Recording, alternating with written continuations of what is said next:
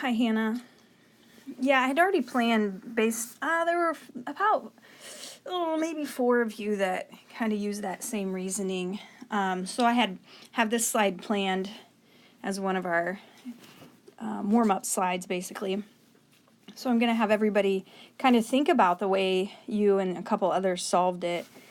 And so what I gather from, your quick checks, this is basically what you did. Half of 9 is 4.5, and 8 is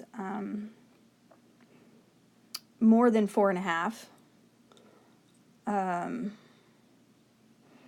by 3.5. And for the 4/5, you know that half of 5 is 2.5. And so the 4 is 1.5 above the halfway point. And so then the way I read it, you're just, since this one's larger, you're saying that one's further above half. So for 8/9 and 4/5. So I do agree that 8/9 is larger than 4/5. So your strategy worked for that one. And actually, Lexi brought this strategy up in class. I feel like it was on Monday. Yeah, I know it was on Monday. And I kind of, we quickly talked about it. It wasn't a in-depth conversation, and I don't know if you remember that or not, but we talked about would it always work to use that strategy. And so let's just try it for another one. So I just changed the 8/9 to 7/9. So if we first look at the 4/5, again, it's 1.5 above half.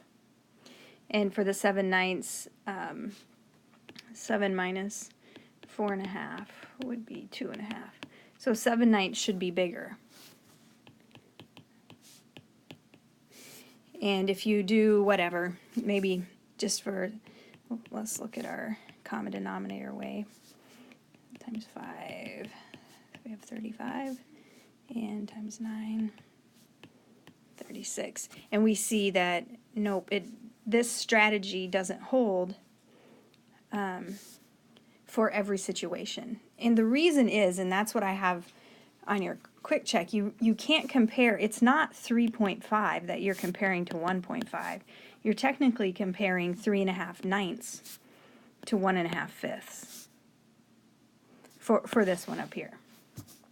And then for this one down here, it would be 1.5/5 compared to 2.5/9. And that's challenging to do. It isn't something I can do very easily. So my suggestion would be to look, if one fraction isn't completely over half and the other under, don't use half.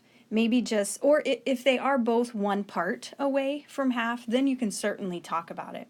But when you have these half parts away from half, it's not easy to talk about.